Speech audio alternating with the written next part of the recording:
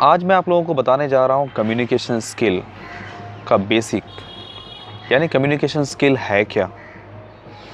क्योंकि जब तक हम कम्युनिकेशन स्किल को नहीं समझेंगे तो हम कम्युनिकेशन स्किल को अपने अंदर उतार नहीं पाएंगे और कम्युनिकेशन स्किल अच्छे से सीख नहीं पाएंगे। सो ज़रूरी है कि कम्युनिकेशन स्किल होता क्या है।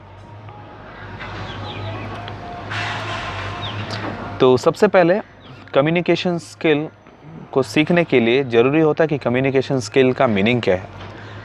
तो यूँ अगर आप बहुत सारे बुक में अगर आप देखते हैं तो आपको बुक्स में अलग अलग तरीके के आपको अलग अलग उसमें आपको डेफिनेशंस मिलेगा उसका, या फिर उसका एक्सप्लेनेशन मिलेगा। लेकिन मैं यहाँ पे कम्युनिकेशन स्किल को ज़्यादा मैं तिल का ताड़ नहीं बनाना चाहूँगा। मैं सिंपल एक टर्म में, एक वर्ड में मैं आपको बताना चाहूँगा।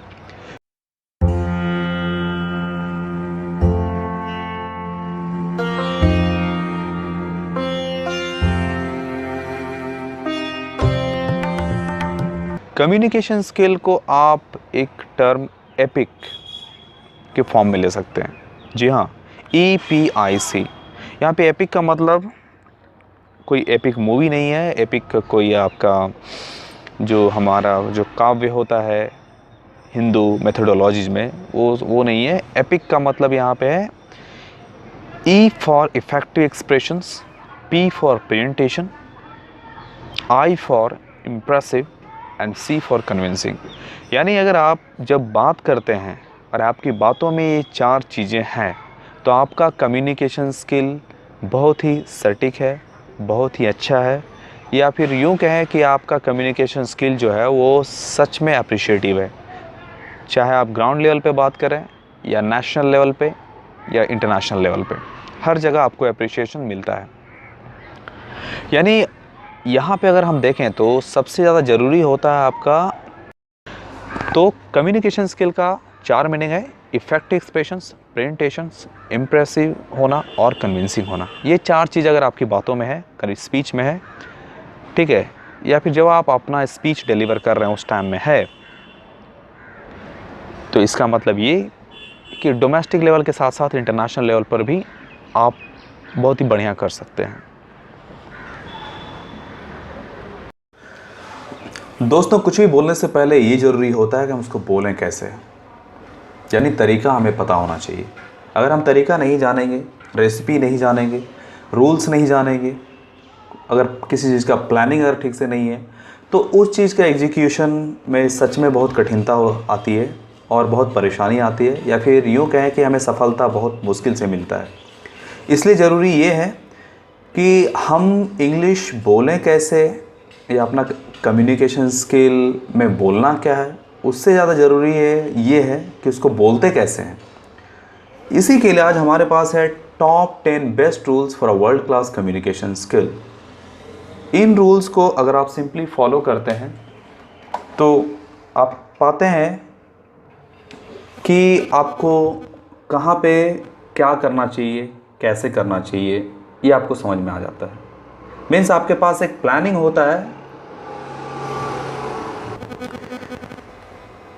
मतलब आपके पास एक प्लानिंग होता है किसी चीज़ को करने का, और जब प्लानिंग होता है तो उस चीज़ का सक्सेसफुल होना बहुत ही आसान हो जाता है। इसलिए हम टॉप 10 बेस्ट रूल्स के बारे में बात करेंगे। अगर आप इन टॉप 10 बेस्ट रूल्स के बारे में अगर आप देखें तो आप गूगल में, यूट्यूब में सर्च करेंगे तो कहीं ना कहीं आपको ये एक दो करके आपको मिल जाएगा, ठीक है। इन सारे टॉप 10 रूल्स को बहुत ही मेहनत करके और बहुत ही जगहों से इन रूल्स को एक जगह पे संयुक्त किया गया है ताकि आपको समझ में ये आए कि कम्युनिकेशन स्किल में कुछ भी बोलने से पहले उसको बोलते कैसे हैं, खुद को रखते कैसे हैं। अगर बोलने का मौका मिले तो हमें एक ब्लास्ट करना चाहिए। फॉर एग्ज़ाम्पल, अगर हम अगर अपने मित्रों से बात करना चाहते हैं, या फिर अगर हम अपने किसी कॉलेज में हैं, स्कूल में हैं, कहीं स्पीच दे रहे हैं, ठीक है, भाषण दे रहे हैं, कहीं पे भी कभी भी बोलने का मौका अगर मिले तो भले ही आप क्यों ना कितना ही कॉन्फिडेंट हो अपने कंटेंट को लेके, खुद को लेकर, पर आपको जब भी अपने स्पीच या अपना टॉक या कन्वर्सेशन स्टार्ट करना है, कहीं पे भी आपको ब्लास्ट करना है। उसके पीछे रीज़न ये है कि जब आप ब्लास्ट करते हैं तो उस मतलब मैं एक एग्जांपल देता हूँ। अगर आप किसी से मिलते हैं तो आप सिंपली अगर बोलते हैं कि hi my name is Shyam Kumar, तो हो सकता है कि अगला बंदा अगर उसका मूड ठीक हो तो उस चीज़ को वो पॉजिटिवली ले ले या फिर वो आसानी से ले ले। लेकिन अगर आप बोलते हैं हाय मेरा नाम श्याम कुमार है, यानी पूरे एनर्जी के साथ, पूरे एंथुजियाज़म के साथ, ठीक है, पूरे वाइब्रेंट होके, तो वो उसको और भी अच्छे से लेता है। क्योंकि यहाँ पे एक साइंस काम करता है जिसको कहते हैं आप मीन्स न्यूटन्स थर्ड लॉ। आप जैसा आप एनर्जी ट्रांसफ़र करोगे वैसा ही अगला जो है उसको ले पाता है, ठीक है। तो कभी भी अगर आपको बोलने का मौका मिले तो सबसे पहले कॉमन जो भी आपका टर्म है, जैसे hi, good morning, good afternoon, good night, good evening, या फिर हेलो फ्रेंड्स, हेलो एवरीवन, या रिस्पेक्टेड सर, रिस्पेक्टेड मैम, जो भी एक छोटा सा टर्म है उसको आप ज़ोर से बोलिए कहीं पे भी। उससे ये होगा कि सबसे पहले कि आपका कॉन्फिडेंस जो थोड़ा बहुत डाउन रहेगा वो छलांग मारेगा और एक बेस्ट लेवल पे वो पहुंच जाएगा। सेकेंडली कि जो ऑडियंस वहाँ पे आपका अटेंटिव नहीं थे उनका आप अटेंशन ग्रैब कर पाएंगे। सेकेंडली, थर्ड है कि आप डोमिनेटिंग फेज में आप चले जाएंगे, यानी जो आप बोलेंगे ऑडियंस आपको सुनेगी, क्योंकि आप डोमिनेटिंग फेज में आ गए हो, ठीक है।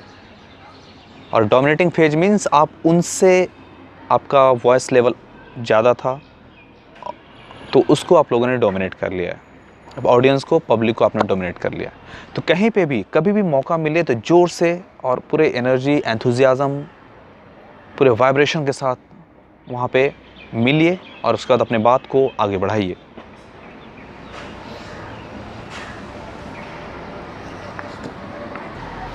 और जब भी आप किसी से इंटरेक्ट करते हो, चाहे अपने दोस्त, स्कूल, कॉलेज, कहीं पे भी, तो मैंने जैसे कि बताया कि उन 4 चीज़ें जैसे effective expressions, presentation, impressive and convincing, इन चारों चीज़ों पे आपका फोकस होना चाहिए। तभी पब्लिक और या ऑडियंस जो है वो आपको सुन पाएगी या फिर अपना अटेंशन दे पाएगी और आपका वो बन के रह जाएगी और आपको वो सुनेगी।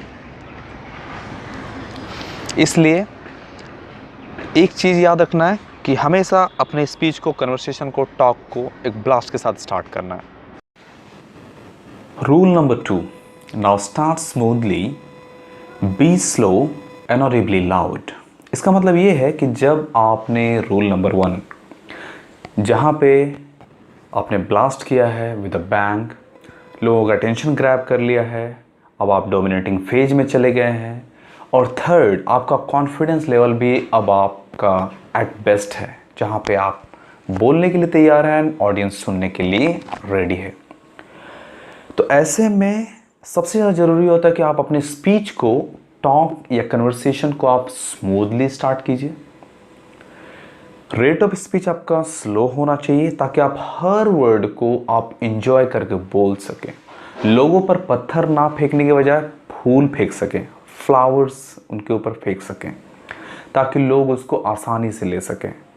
थर्डली, आपका जो वॉइस लेवल होना चाहिए वो ऑडिबली लाउड होना चाहिए, यानी इतना लाउड होना चाहिए ताकि हर कोई, आगे वाला भी और पीछे वाला, दोनों आसानी से आपको सुन सके। और इसके पीछे रीज़न है कि जब आप स्लो बोलते हैं then you speak your mind, आप अपने ओपिनियन को बोलते हैं, आप अपने थॉट्स को बोलते हैं, आपके अंदर की जो गहराई है उसको आप रखते हैं। लेकिन जब आप फास्ट बोलते हैं तो आप फास्ट बोलने के टाइम में क्या होता है कि हमारा माइंड या हमारा ब्रेन ऑल्दो बहुत ही एक्टिव है, बहुत ही ज़्यादा फास्ट है, हम इमेजिन भी नहीं कर सकते, लेकिन फिर भी वो चीज़ों को सही से प्लान नहीं कर पाता है और हम सिर्फ रटे रटाए चीज़ें बोल पाते हैं या फिर गलतियां कर बैठते हैं, या फिर हमारा ऑलमोस्ट सब कुछ, प्रेजेंटेशन हो गया, कन्विंसिंग पार्ट हो गया, इम्प्रेसिव पार्ट हो गया, एक्सप्रेशंस पार्ट हो गया, सब खराब हो जाता है। क्योंकि जब हम स्लो बोलते हैं तो हमारा जो ब्रेन होता है वो फोकस्ड होता है और हम हर वर्ड पे प्रॉपर स्ट्रेस देते हुए पूरा सेंटेंस को हम बोल पाते हैं। रूल नंबर 3 ये कहता है कि always feel comfortable while speaking. It means कि जितना कंफर्टेबल आप खुद रहेंगे बोलने के टाइम में, उतना ही कंफर्टेबल आपका ऑडियंस रहेगा, पब्लिक रहेगी। अगर आप खुद घबरा रहे हैं बोलने के टाइम में तो ऑडियंस भी घबराएगी, उसे भी डाउट होगा आपके ऊपर, आपकी बातों के ऊपर। लेकिन अगर आप अपनी बातों को सहजतापूर्वक अगर आप रख रहे हैं, अगर आप उनको अच्छे से आप समझा के, बता के, ठीक है, उनको प्रायोरिटी देते हुए, क्योंकि आफ्टर ऑल जब आप लोग आपको सुन रहे हैं तो ऑब्वियसली आपको प्रायोरिटी दे रहे हैं वो, चाहे वो आपका फ्रेंड हो, आपका टीचर हो, या एक आपका कॉन्फ्रेंस हो, या आपका ये कोई बहुत बड़ा आपका हॉल हो जहाँ पे ढेर सारे लोग हैं जो आपको सुनने के लिए बैठे हुए। तो ऐसे में उनका ख्याल रखना आपका ज़रूरी होता है और इसलिए आप अपनी बातों को बहुत ही सुंदरतापूर्वक, सहजतापूर्वक रखिए। क्योंकि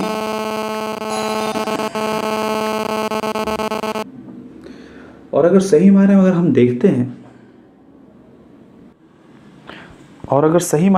देखते हैं तो आपका कंफर्टेबिलिटी, यानी जितना आराम आप खुद महसूस कर रहे हैं बोलने के टाइम में, जितना आनंद आपको खुद मिल रहा है बोलने के टाइम में, या फिर जितना सुखद आप खुद महसूस कर रहे हैं, उतना ही ज़्यादा अच्छा ऑडियंस को भी लगता है। ठीक उसी तरह जैसे कि गाने के मामले में कहा जाता है ना कि गाना 3 तरीके का होता है, एक जो मुंह से गाता है, एक जो गले से गाता है, एक जो दिल से गाता है। मुंह से जो गाता है वो लोगों तक ही पहुंच पाता है, उनके कानों तक पहुंच पाता है। जो लोग गला से गाते हैं वो लोग उनको थोड़ा बहुत सुनते हैं, लेकिन जो चीज़ दिल से निकलता है वो लोगों के दिलों तक पहुंचता है। और ये सच में बहुत ही सच बात है। इसलिए कभी भी आप बोलने के टाइम में, चाहे आपका इंटरव्यू हो, आप ग्रुप डिस्कशन में हो, आप किसी सेमिनार में आप बोल रहे हो, दोस्तों के बीच में बोल रहे हो, कॉलेज में आपका स्पीच है, तो आप सबसे पहले खुद में आराम महसूस कीजिए, उसके बाद आराम से बोलिए। अगर ऑडियंस वहाँ है, अगर पब्लिक वहाँ जमा हुई है, या लोग अगर आपको सुनने के लिए रेडी हैं, चाहे वो आपका एक मित्र ही क्यों ना, तो वो आपको प्रायोरिटी दे रहा है। और ऐसे में चाहिए कि आपकी जिम्मेवारी बनती है कि आप उनका पूरा ख्याल रखें, उनको अच्छे से आप बात करें, उन तक अपनी हर बात को समझाएं, और जो वो आपसे एक्सपेक्ट करता है कम से कम उससे अच्छा नहीं तो उससे ख़राब भी आपको देना नहीं चाहिए। इसलिए इसके लिए सबसे ज़्यादा ज़रूरी एक ही चीज़ है कि खुद में सबसे पहले आप आराम महसूस कीजिए और उसके बाद बातों को आराम से धीरे धीरे हर वर्ड को, हर सेंटेंस को एंजॉय करते हुए बोलिए।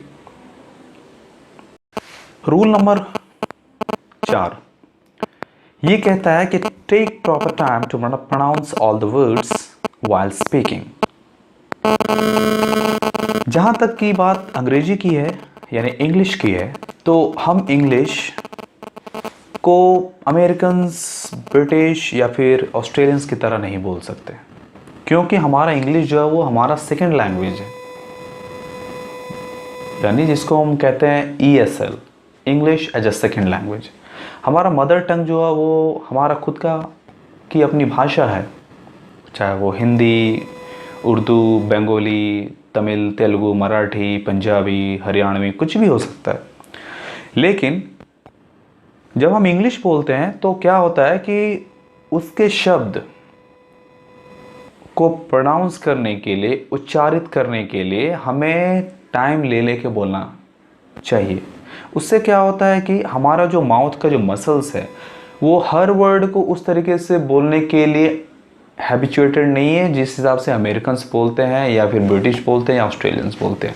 शायद इसी वजह से अगर हमें अंग्रेजी बोलने में परेशानी आती है, उसी तरह ऑस्ट्रेलियंस को हिंदी बोलने में परेशानी आती है। ऐसा नहीं है कि हमें सिर्फ परेशानी होती है। अगर हम बात करते हैं आपको ब्रिटिश की या अमेरिकन्स की, तो उन्हें भी परेशानी होती है हिंदी बोलने के टाइम में। तो दिक्कत दोनों तरफ से है, चाहे अमेरिकन्स हिंदी बोले या इंडियन या हम इंडियंस अंग्रेजी बोले, क्योंकि हम जो है वो हमारा जो आदत है या फिर हमारे माउथ की जो मसल्स है वो हैबिचुएटेड है उस वर्ड को बोलते हुए, और उसमें हम लोगों को बहुत अभ्यास हो चुका है, इसलिए हम आसानी से स्वतःपूर्वक हम बोल पाते हैं। लेकिन जो चीज़ फर्स्ट टाइम हम बोलते हैं उसमें नेचुरल सी बात है, प्राकृतिक सी बात है कि उसमें परेशानी आएगी। इसके लिए ज़रूरी एक ही चीज़ होता है कि जब कठिनाइयाँ, कहते हैं ना कि जब कठिनाइयाँ जीवन में हों तो हमें संभल कर चलना चाहिए। तो उसी तरह यहाँ पर भी है कि अगर अंग्रेजी अगर हमें बहुत कठिन लग रहा हो तो हमें चाहिए कि हम हर वर्ड को पूरे टाइम देते हुए, उसको पूरा एंजॉय करते हुए बोलें, आराम से। फास्ट बोलने की कोशिश ना करें, उससे वो वर्ड का उच्चारण जो होता है वो गलत हो जाता है, और साथ ही साथ हमारा टाइम के साथ मेहनत, एनर्जी सब वेस्ट हो जाता है और हम अच्छे से डिलीवर खुद को नहीं कर पाते हैं। इसके लिए ज़रूरी है कि जब कभी भी हम इंग्लिश को बोलें तो उस टाइम में हम धीरे धीरे स्टार्ट करेंगे, हर शब्द को अच्छे से उच्चारित करेंगे, घबराएंगे नहीं और ना ही कभी इम्पेशेंट होंगे हम, क्योंकि जो लिसनर होता है वो हमेशा चाहता है कि आप अपना बेस्ट दें, आप अपना बेस्ट उनके सामने रखें, ताकि वो उस चीज़ को बहुत अच्छे से ले लें या इन्जॉय करें, या फिर बाद में आपको याद रखें कि नहीं, कोई है ऐसा जो इस तरह की बातें करता है, या जो कोई है ऐसा जो ऐसे बातें करता है। तो आप कह सकते हो कि communication skill is also an art, the art which anyone can learn anytime in life. And दोस्तों अब हम बात करेंगे रूल नंबर 5 की, जो कहता है कि open your mouth properly to pronounce all the words, और जिसका एक्सप्लेनेशन है it means love and enjoy not while speaking but while speaking every words with needed stress. Your true personality is reflected through the words, expressions. जैसा कि मैंने rule number 4 में बताया कि English हम लोगों का मदर टंग नहीं है, ये हम लोग का सेकंड लैंग्वेज है, ऑफिशियल लैंग्वेज है, जहाँ पे आज कहीं पे भी हम जाते हैं तो इंग्लिश के बिना हमें या तो अनएडुकेटेड समझा जाता है, या फिर हमें मीन्स ये मॉडर्न नहीं समझा जाता है, या फिर हमारा जो प्रोफेशनल लाइफ है उसमें हमें इज्जत नहीं मिलती है, या फिर उस हिसाब से हमें नहीं लिया जाता है, चाहे हम कितना ही काबिल क्यों ना हो। इसलिए ज़रूरी है कि आप जो भी आप बोलते हैं वहाँ पे आप पूरे सेंटेंस को पे फोकस ना करें। ज़्यादा अच्छा होगा अगर आप हर शब्द को, हर वर्ड को अगर आप फोकस करते हुए बोलें, उसे पूरी तरह से एंजॉय करते हुए बोलें, चबाते हुए बोलें। यानी आप कह सकते हैं कि अगर आपके पास एक फूलों की माला है और उस पूरे फूलों की माला में अगर एक भी फूल अगर ख़राब हो जाता है तो पूरे फूलों की माला का शोभा बिगड़ जाती है। तो हमें ध्यान ये देना है कि हम किसी भी फूल को ख़राब होने ना दें, यानी जब भी हम बोलें तो किसी भी शब्द को हम ख़राब होने ना दें, या किसी को भी हम इग्नोर ना करें। हर शब्द को हम पूरे दिल से, पूरे मीन्स टाइम लेकर, पूरे इंजॉय करते हुए हम बोलें। उससे क्या होगा कि हमारा पूरा जो सेंटेंस होगा वो अच्छा होगा, और जब पूरा सेंटेंस अच्छा होगा तो ऑब्वियसली हमारा प्रेजेंटेशन जो है वो अच्छा होगा, और कन्विंसिंग और जो इम्प्रेसिव का जो पार्ट है वो भी अच्छा हो पाएगा। ज़्यादातर समय हम क्या करते हैं, हमसे ये गलती हो जाता है कि हम सिर्फ बोलने पर फोकस करते हैं, कंटेंट को ज़्यादा जल्दी से जल्दी ख़त्म करने पर विश्वास रखते हैं और अपनी बातों को जल्दी जल्दी ख़त्म करने पर विश्वास रखते हैं। लेकिन नहीं, ये गलत है। कभी भी आप जो भी बोलें, एक लाइन बोलें, एक शब्द बोलें, उसको इस तरीके से बोलें ताकि वो लोगों के दिलों को छू जाए, लोगों को अच्छा लगे और लोगों को सुनने में भी मधुर लगे।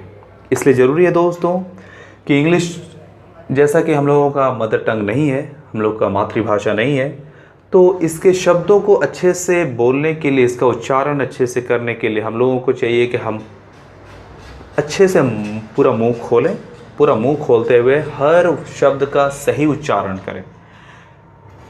फ्रेंच को फ्रेंच बोलना सही होगा, ना कि ये फ्रेंच फ्राइज़ को फ्रेंच फ्राइज़ बोलना अच्छा होगा, ना कि फ्रेंच फ्लाइज़। तो अगर आप फ्रेंच फ्राइज़ और फ्रेंच फ्लाइज़ में अगर आप गलती कर बैठते हैं तो दिक्कत आ जाती है दोस्तों, ठीक है। उसी तरह इंग्लिश में भी बहुत से ऐसे शब्द हैं जहाँ पे अगर आप उसका सही उच्चारण नहीं कर पाते हैं तो बहुत दिक्कत परेशानी आ जाती है। बचपन में हम लोगों ने सीखा था तालव्य श, दंत स, मूर्धा स, लेकिन आज हमें उसका सही उच्चारण चाहिए, ना कि हमें सिर्फ ये याद रखना है कि वो तालव्य श था, मूर्धा श था, दंत स था। हम कलश को कलश बोलें तो ठीक है, कलश को कलश नहीं बोल सकते और क्लास को क्लाश नहीं बोल सकते, ठीक है, क्योंकि क्लास और क्लैश दो अलग चीज़ें हो जाती है। इसलिए जब भी हम बोलें तो हमें पूरा ध्यान होना चाहिए कि हम पूरा मुंह जो है उसको खोलें और अच्छे से हर शब्द का उच्चारण करें, क्योंकि जब हम पूरा मुंह खोलते हुए माउथ के हर मसल्स को हम यूज़ करेंगे, हर पार्ट को हम यूज़ करेंगे, तो हमें एक आदत बन जाएगी और बाद में हमें वो बहुत ही ज़्यादा हेल्प करेगी। Rule number 6, never ever think too much at the time of speaking. It means start from any phrase, any point and then cover the topic. Everybody has their unique personality to express and speak. So be blunt, bold and confident. जी हाँ, बहुत बार ऐसा क्या होता है कि हम लोगों को जब बोलने का मौका मिलता है या टाइम मिलता है तो वैसे में हम सोचना बहुत स्टार्ट कर देते हैं, कहाँ से बोलें, कैसे स्टार्ट करें। मीन्स हम नाप तोल करने लग जाते हैं, हम परखने में लग जाते हैं, पर हम ये क्यों भूल जाते हैं कि हमें बोलना आता है और अच्छे से बोलना हम बोल सकते हैं।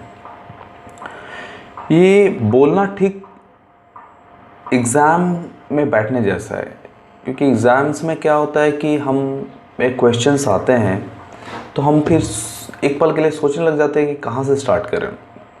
फिर जब देखते हैं कि हमारे पास टाइम ही नहीं है तो क्या करते हैं हम कि हम उसे कहीं से भी स्टार्ट कर लेते हैं, किसी भी लाइन से, कोई पॉइंट या कोई भी चीज़ जो हमें याद था, डेट या कोई भी चीज़ जो हमें याद था उस टाइम, हम वहाँ से उसको स्टार्ट कर लेते हैं और फिर उस हिसाब से फिर हम क्या करते हैं कि उसको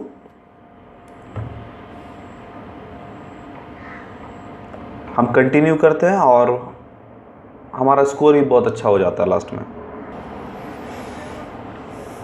इसलिए बोलने के टाइम में कभी भी सोचना ज़्यादा नहीं चाहिए। एक पल के लिए सोचिए। सोचता कब है? सोचता इंसान दो रूप में है। जब वह एक एब्सेंट माइंडेड हो जाता है तो सोचता नहीं, मीन्स उसका माइंड ही ब्लैंक हो चुका है, तो सोच नहीं रहा। दूसरी बात है कि जब आप को बोलने का टाइम मिले तो आराम से स्थिर होके कहीं से ही बोलना स्टार्ट कीजिए और बोल के अपनी बात को ख़त्म कीजिए।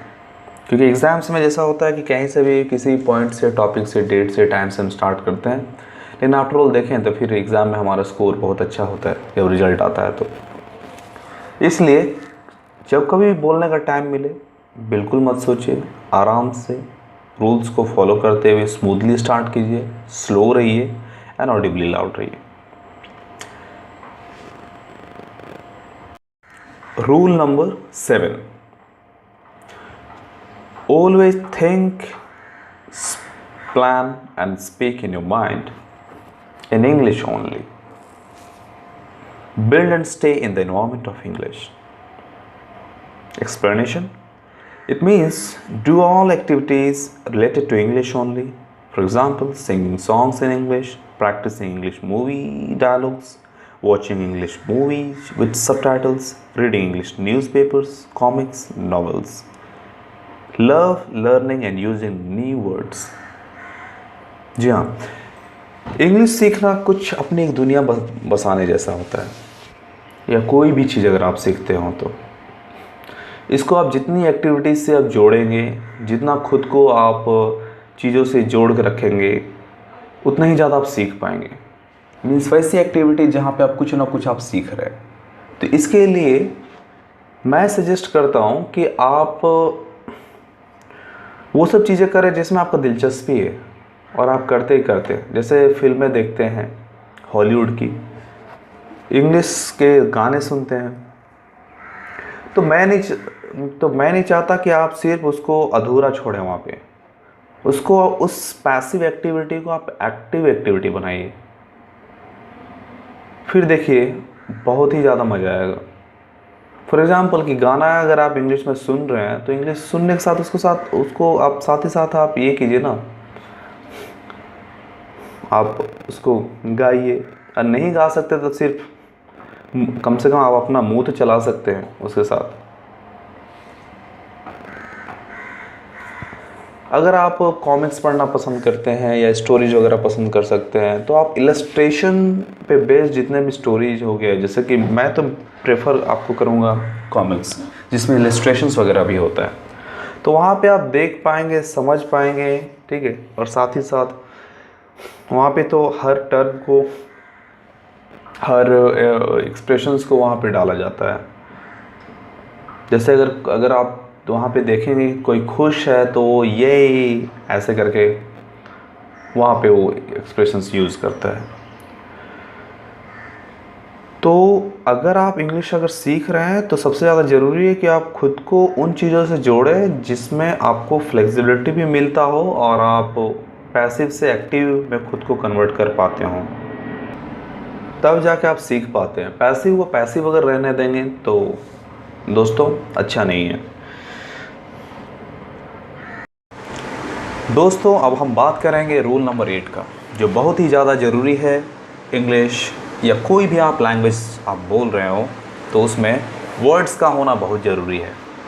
अगर आप सेंटेंस नहीं बना सकते हैं तो रूल्स वहाँ बहुत ज़रूरी है। आप वर्ड्स अगर आपको आते हो तो आपका काम बन सकता है, लेकिन अगर आपको वर्ड्स नहीं आते हो और अगर सेंटेंस आता हो तो आप अटक सकते हैं, आपको परेशानी आ सकती है, आपको दिक्कत आ सकती है।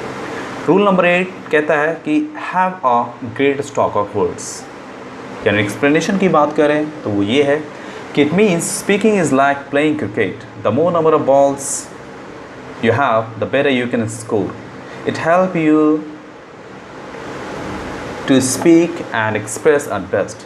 It is the only help that helps you to make all sorts of good sentences, or else speaking English can become batting without overs.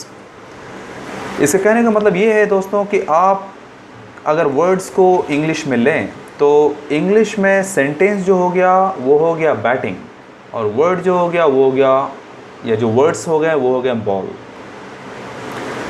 अगर आप इसको क्रिकेट से कंपेयर करें तो आप देखेंगे कि अगर आपको क्रिकेट खेलने का मौका मिलता है और अगर आपको बैटिंग पकड़ा दिया जाता है लेकिन बॉल नहीं बचे हुए हैं या ओवर्स ही नहीं है, तो पूरे खेल में मज़ा नहीं आएगा, स्कोर नहीं हो पाएगा, ना ऑडियंस खुश हो पाएगी, ना जो प्लेयर्स है वो खुश हो पाएंगे, रोमांच नहीं आ पाएगा, थ्रिल नहीं आ पाएगा।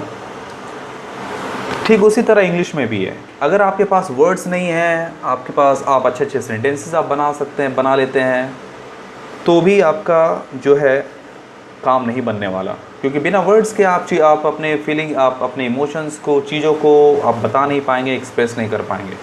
इसलिए ज़रूरी ये है कि आपके पास वर्ड स्टॉक अच्छा होना चाहिए, चाहे वो फ्रेजल वर्ब्स हो, ईडियम्स हो, आपका जो कॉमन वर्ड्स हैं वो हो, सिनोनिम्स हो गया, एंटोनियम्स हो गया, आप या वर्ब फॉर्म्स।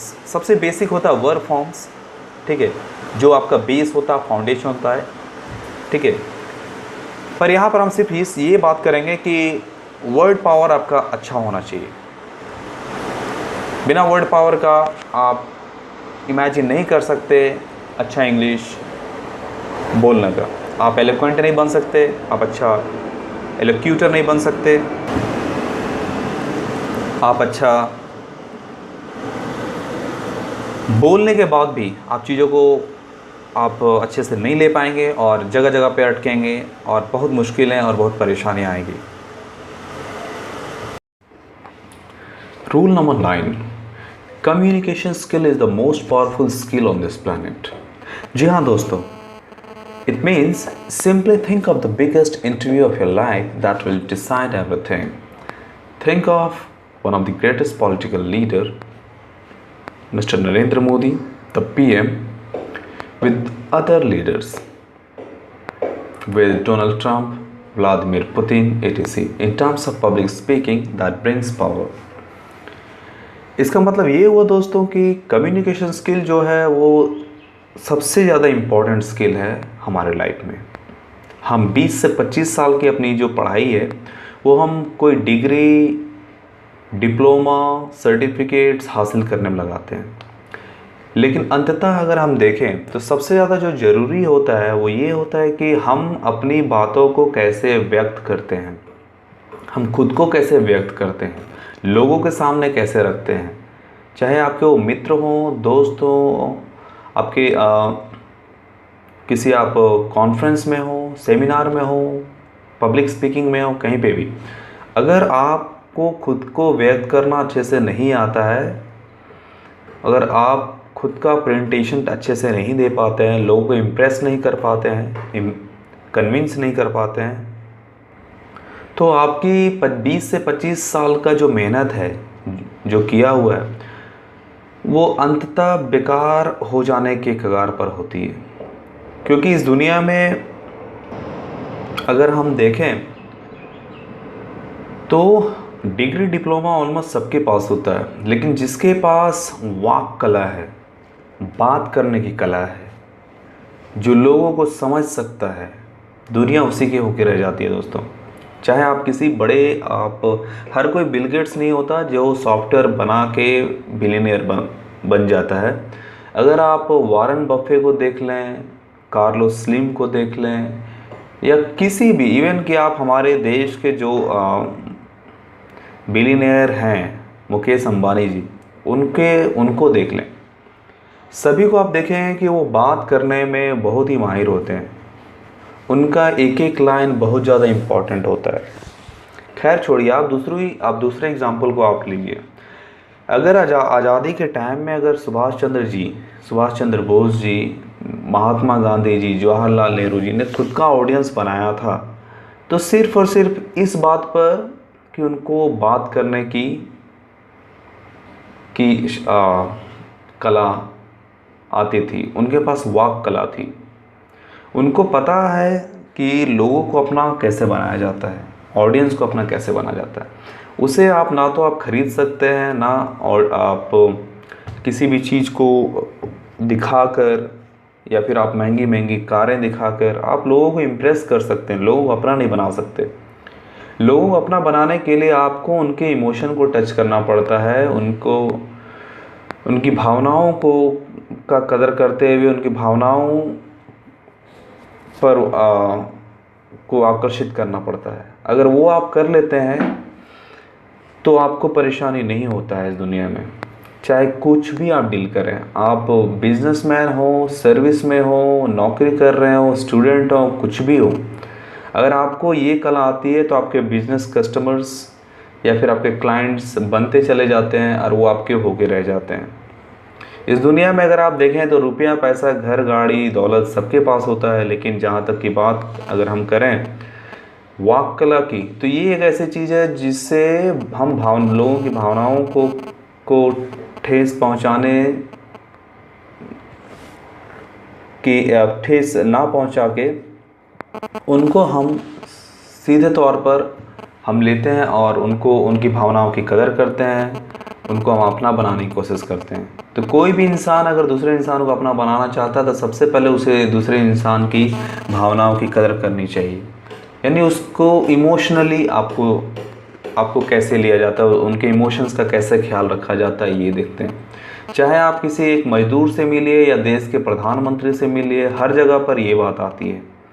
इसलिए ज़रूरी ये है दोस्तों कि कम्युनिकेशन स्किल जो है वो सबसे ज़्यादा ज़रूरी है इस जीवन में। ये आपको इंटरव्यू के टाइम में ही नहीं, पूरे जीवन, हर दिन, हर मोमेंट, हर बार आपको हेल्प करेगी। बिना कम्युनिकेशन स्किल के इस दुनिया में कुछ भी कर पाना मुश्किल है। कोई इंजीनियर है, कोई डॉक्टर है, या फिर कोई आपका बहुत बड़ा प्रोफेसर है, हर किसी को कम्युनिकेशन स्किल में बहुत ही अच्छा होने की ज़रूरत है। अगर या फिर कोई आपका एडवोकेट है, किसी भी क्षेत्र में अगर आप देख लें तो कम्युनिकेशन स्किल के बिना हर कोई अधूरा है, या कम्युनिकेशन स्किल जो है वो फेलियर को लाता है। कम्युनिकेशन स्किल के बिना हम खुद को व्यक्त नहीं कर पाते। हम भले ही गोल्ड मेडलिस्ट होते हैं, स्कूल टॉपर, कॉलेज टॉपर होते हैं, लेकिन अगर हम खुद को रख नहीं पाते हैं, ठीक है, लोगों से इंटरेक्ट नहीं कर पाते हैं, इंटरपर्सनल स्किल हमारा नहीं होता है, तो ऐसे में बहुत ही ज़्यादा दिक्कत परेशानी होता है। लोग हमें समझ नहीं पाते हैं, हम उनको नहीं समझ पाते हैं, ठीक है, और फिर हमें बहुत परेशानियां झेलना पड़ता है 20 से 25 साल के एजुकेशनल ईयर्स ख़त्म करने के बावजूद भी। इसलिए दोस्तों कम्युनिकेशन स्किल बहुत ही ज़्यादा इम्पॉर्टेंट है। इसको सीखना मतलब आप जीवन के उस चीज़ को सीख रहे हैं जिससे आपके जीवन चल सकता है। अगर किसी इंसान के पास बहुत ज़्यादा रुपया है, बहुत ज़्यादा उसके पास धन दौलत है, लेकिन उसको अगर लोगों को अपना बनाना नहीं आता है, या फिर डील करना नहीं आता है, ठीक है, वाक कलाम माहिर नहीं है, तो उसका हो सकता है कि धन एक धीरे धीरे ख़त्म हो जाए। लेकिन अगर उसको आता है तो अपने रुपयों को, अपने धन दौलत को बढ़ा सकता है, लोगों को अपना बनाकर। इसलिए दोस्तों कम्युनिकेशन स्किल बहुत ज़्यादा इम्पॉर्टेंट है, बहुत ज़्यादा ज़रूरी है। Rule number 10, be energetic, enthusiastic and vibrant at the time of speaking. It means just love to speak.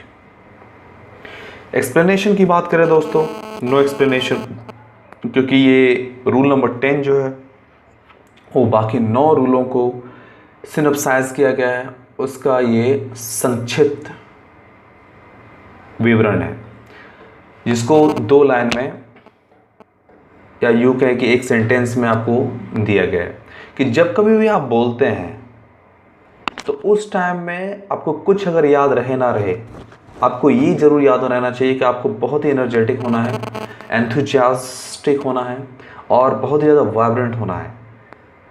इतना ज़्यादा ताकि आपकी एनर्जी, एंथुजियाज्म और वाइब्रेंट को देख के लोगों में उत्साह आ जाए, उनको आपको सुनने को लेके वो मीन्स बेकाबू हो जाए, उनको लगे कि नहीं ये आदमी बहुत अच्छा मीन्स आज कुछ बोलने वाला है। तो जब आप एनर्जेटिक होते हैं, एंथुजियास्टिक होते हैं, ठीक है, या फिर आपके अंदर बहुत उत्साह भरा होता है, बहुत आत्मविश्वास होता है जो कि दिखता है लोगों को, और उसके बाद अगर आप स्टेज पे जाते हैं या कहीं पे भी बोलते हैं, दोस्तों के बीच में भी अगर आप बोलते हैं, या फिर कहीं पे सेमिनार में बोलते हैं, स्कूल में, कॉलेज में, कहीं पे बोलते हैं, तो लोग उसको पसंद करते हैं और इसी वजह से वो आपके होके रह जाते हैं। दोस्तों कभी भी कोई भी आपको इसलिए पसंद नहीं करता क्योंकि आप 5000 के जूते पहनते हैं, या आपका जो सूट है बहुत ही महंगा है, या आपका हेयर स्टाइल बहुत अच्छा है, या आप एक गोल्ड मेडलिस्ट हैं, कभी भी नहीं।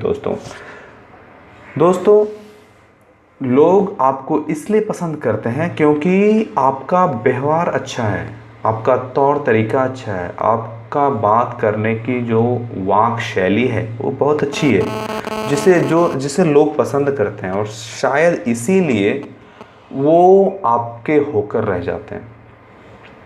इसलिए दोस्तों एक सिंपल टर्म में मैं आपको फिर से बता दे रहा हूँ, जब कभी बोलने की बारी आए बस जस्ट लव टू स्पीक। जैसे कहते हैं ना कि अगर हमें रूखा सूखा खाना खाने को मिले, ठीक है, बचपन में हम पानी भात भी खा लेते थे, या फिर यूँ कहिए कि जब ज़रूरत पड़ने पे स्कूल कॉलेज में हम खाते ही रहते हैं कभी कभी। तो पर जब हमें मटन चिकन या फिर हमें तंदूर चिकन मिलता है ना, या फिर कोई बहुत ही अच्छा पकवान मिलता है, तो हम बहुत इंजॉय करके उसको खाते हैं। तो ठीक उसी तरह हमारे जीवन में है, हमें जब बहुत खुशियाँ हम बहुत खुश होते हैं तो हम लोगों से बहुत अच्छे से बात करते हैं, जैसे त्यौहार हो गया, पर्व हो गए, या फिर किसी अच्छे ओकेजन पे। लेकिन जब हम दुखी होते हैं लोगों को इग्नोर करते हैं, उनसे बातें नहीं करते हैं, मतलब हम मन मुताबिक काम करते हैं, जो कि गलत है। तो मैं ये कभी नहीं कहूँगा। आप डिप्लोमेटिक होना सीखिए और लोगों से बात ऐसे कीजिए जैसे आप सबसे, जब आप बहुत खुश होते हैं, बहुत अच्छे होते हैं, उस वक्त आप करते हैं। देखिए आपका हमेशा जो है, अगर आपको लगे कि इस काम नहीं बन रहा है, तो अगर आपका बात व्यवहार अच्छा है, लोगों के साथ रिश्ते अच्छे हैं, तो आपको जीवन में कभी भी परेशानियां नहीं आएगी, कोई भी दिक्कत कभी भी नहीं आएगा। लोग मदद करने के लिए हमेशा तैयार रहेंगे, क्योंकि दोस्तों जीवन कभी भी अकेले नहीं चलता है, लोगों की मदद से, सोसाइटी की मदद से, दुनिया की मदद से चलता है। हम सिर्फ और सिर्फ उसका एक हिस्सा हैं।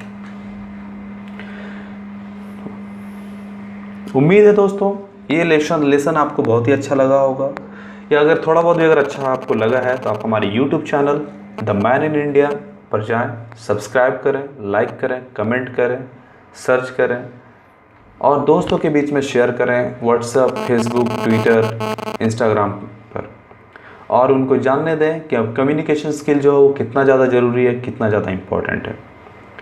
साथ ही साथ दोस्तों आप हमारे फेसबुक पेज www.facebook.com/mbritish अगर आप टाइप करते हैं, सिंपली आप फेसबुक में सर्च में जाकर mbritish इंडिया टाइप करते हैं तो वहाँ पे भी आपको हमारा फेसबुक पेज मिल जाता है। वहाँ पे आप लाइक करें पेज को, और कभी भी अगर हमारे जो ऑनलाइन क्लासेस या लाइव क्लासेस होते हैं उसको आप कहीं पर भी आप अटेंड कर पाएंगे। धन्यवाद दोस्तों, थैंक यू सो मच।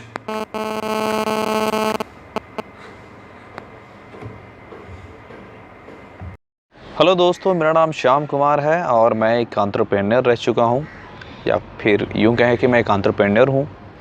2014 में मैंने KNK बिजनेस सॉल्यूशन एंड को एक स्टार्टअप की थी, सिर्फ 2 साल की एक्सपीरियंस है, जहाँ पे सेटअप के लिए मेरे पास कुछ नहीं था, but I founded a company which was affiliated with to checkout the world giant company based in Amsterdam, Netherland, Europe.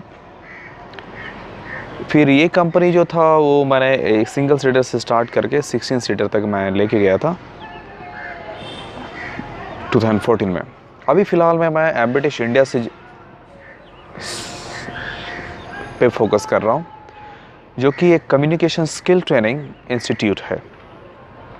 यहाँ पे फिजिकल क्लासेस के साथ साथ आपको ऑनलाइन क्लासेस मिल सकता है, और इंडिया का टॉप 3 बेस्ट फीचर्स यहाँ पे इंक्लूड किया गया है, जहाँ पे आप कहीं पे भी आप बैठ के, ठीक है, एनीवेयर इन द वर्ल्ड आप क्लासेस ले सकते हैं, लाइव प्रैक्टिस कर सकते हैं विद अमेरिकन्स और ब्रिटिश, ठीक है, कम्युनिकेशन स्किल का फ्लुएंसी के लिए।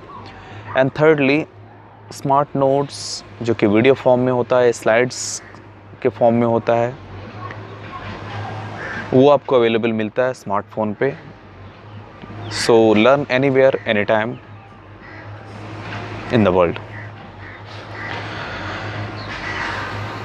और एम्ब्रिटिश को मैंने 2016 में फाउंड किया था, और